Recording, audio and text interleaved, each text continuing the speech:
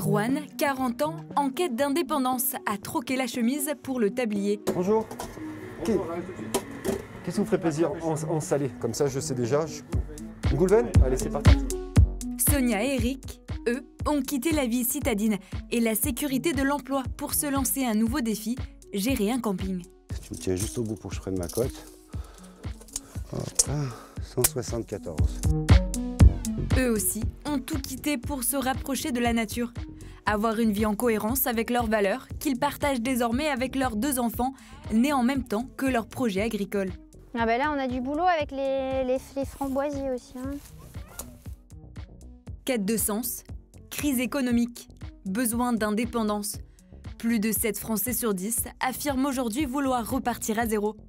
Des hommes et des femmes, aux profils divers, qui ont décidé à différentes étapes de leur vie de changer de métier. Des virages à 180 degrés, pour lesquels il faut être bien préparé, car parfois, la nouvelle vie n'est pas aussi rose que prévu. Rencontre avec ceux qui ont sauté le pas. Dans le Haut-Var, à Comps-sur-Artuby, dans le parc régional du Verdon, un couple originaire de la région parisienne a repris un camping baptisé aujourd'hui Umawaka. Tu peux prendre les deux ou pas? Ouais. Oui, c'est bon. Vas-y, on va enlever ce poteau. Tu veux mettre où? On va le mettre tout sur le côté là-bas. J'ai souvent besoin d'elle pour déplacer des choses. Et on essaye de se débrouiller tout seul sans faire trop appel à des professionnels et on apprend le métier, quoi. Sinon, ça nous revient beaucoup trop cher. Il y a 2 ans à peine, Sonia et Eric étaient directeurs associés d'une agence immobilière à Brie-Comte-Robert, en Seine-et-Marne.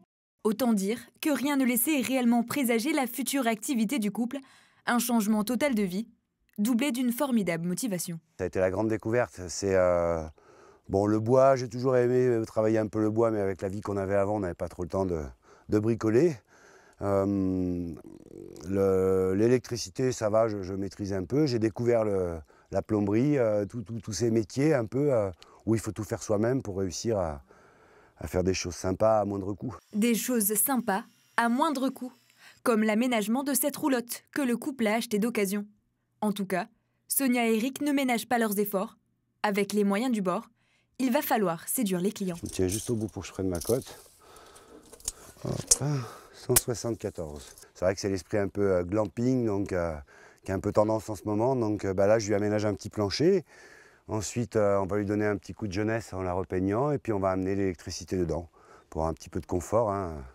Donc, une petite cafetière à dispo, un frigo, voilà. Donc, le camping, oui, mais un peu plus technique aujourd'hui. Donc, avec quelques aménagements confortables. Tu vois, il va ici. D'accord. Donc, il va falloir le couper là.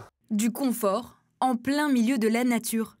Entre luxe et authenticité, le glamping séduit de plus en plus de vacanciers à la recherche d'évasion loin des hébergements classiques.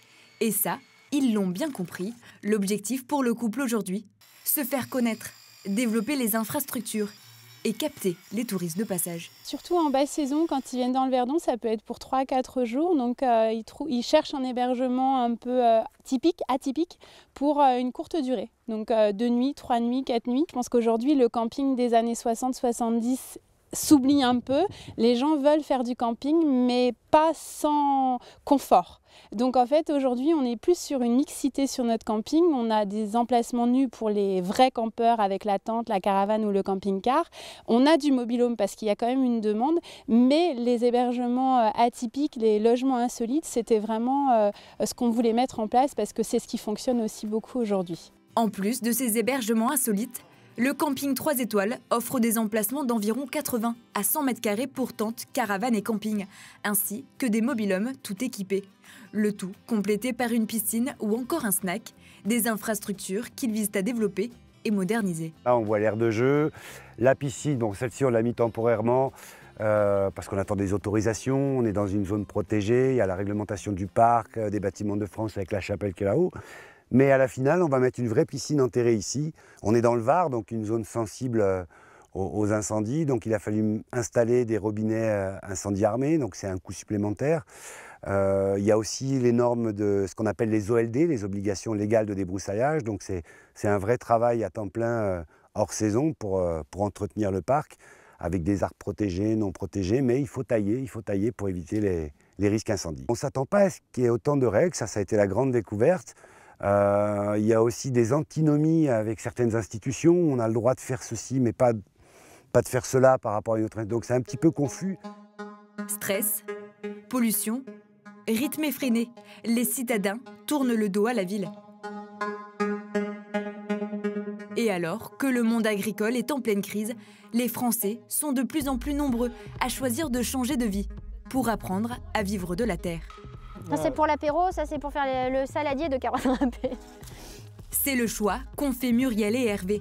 Lui était menuisier, elle était vétérinaire. Ils ont tout plaqué pour pratiquer un métier plus concret et être plus en accord avec eux-mêmes. On se sentait bien dans nos boulots respectifs, que notre temps, on avait l'impression de perdre notre temps et de ne pas l'employer à servir nos convictions et même de servir un système auquel on n'adhérait pas du tout. Et donc ça bouffe et ça rend malheureux et ça, voilà. Donc on voulait aller vers quelque chose de plus sain et de se rapprocher de la nature, donc pour nous-mêmes et puis pour laisser une trace positive. Depuis 4 ans, le couple est installé dans les Alpes-Maritimes, à Roquebillière, dans l'arrière-pays niçois, pour cultiver une algue aux bienfaits multiples, la spiruline. Une aventure paysanne qui n'a pas toujours été facile. Première année d'installation, on a eu 3 tempêtes avec des coups de vent qui nous ont vraiment défait les structures. Avec la toiture des serres arrachée, on a eu les pignons pareils qui sont partis. Et on a eu aussi dans l'hiver 3 jours de neige d'affilée qui se sont cumulés. Donc mon mari a dû venir à pied au terrain parce que c'était inaccessible pour déneiger les toits des serres, pour éviter que ça s'écroule, comme c'était le cas pour un maraîcher voisin. Et donc petit à petit, il a adapté les structures pour résister, que ça soit plus résilient par rapport aux éléments naturels, en faisant notamment des brise-vent qui permet de protéger les pignons du couloir de vent qu'on a ici, qui vient de l'Est et qui nous avait défoncé les serres la première année. Des mauvaises surprises, des complications, comme pour le couple Éric et Sonia dans le Var, Muriel et Hervé doivent eux aussi s'adapter de jour en jour. Du coup, là, tout ça, c'est stocké aussi en attente de faire des renforts. Parce qu'en fait, il va doubler les arceaux de serre pour que ça soit plus résistant au cas où il y a encore des épisodes de neige. Et il va refaire des renforts après sur la longueur. Les aléas climatiques inhérents au métier d'agriculteur. Un quotidien bouleversé, pas toujours facile de trouver un équilibre quand on change totalement d'univers. Mais ils le savent, la reconversion professionnelle est loin d'être un long fleuve tranquille. Alors, on travaillait pour des patrons, donc on avait des horaires plus ou moins. Là, c'est difficile quand on s'installe.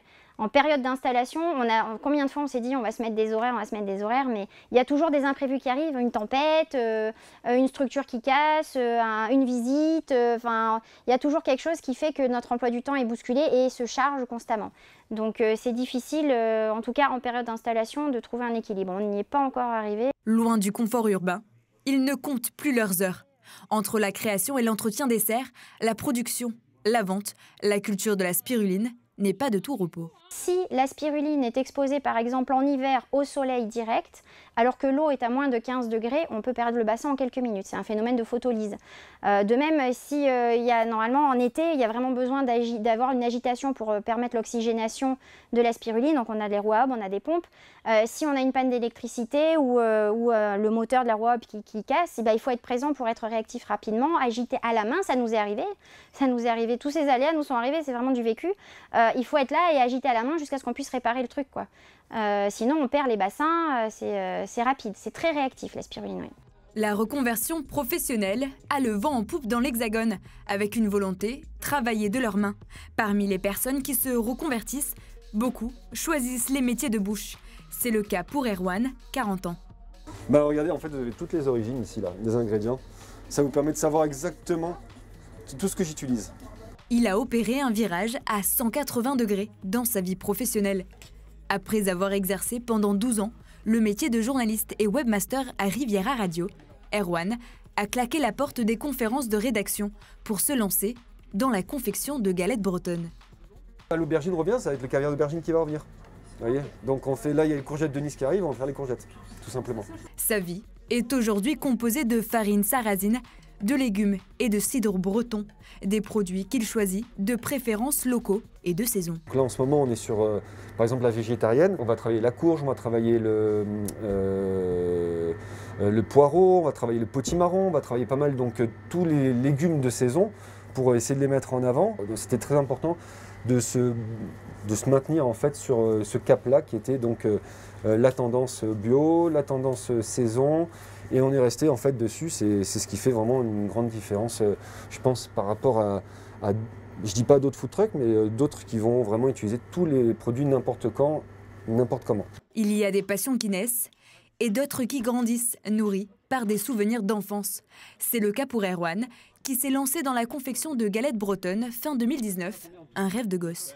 Toujours adoré, en fait j'ai le souvenir quand j'étais petit de manger des crêpes. On sortait de la plage et on se précipitait en fait à aller manger les crêpes en sortant de la plage. Ça m'a toujours fait rêver de me dire un jour je ferai mes crêpes. Sérieusement, l'idée m'est venue comme ça. Et enfin, elle est restée depuis un moment, depuis que je suis petit, pardon. Et voilà, c'est vraiment quelque chose que je veux faire depuis longtemps. Et c'était le bon mouvement à faire après la radio, tout simplement. Par choix ou par contrainte, ils sont de plus en plus nombreux à bifurquer pour changer de voie. Des hommes et des femmes, aux profils divers, qui ont décidé à différentes étapes de leur vie de changer de métier pour trouver un sens à ce qu'ils font.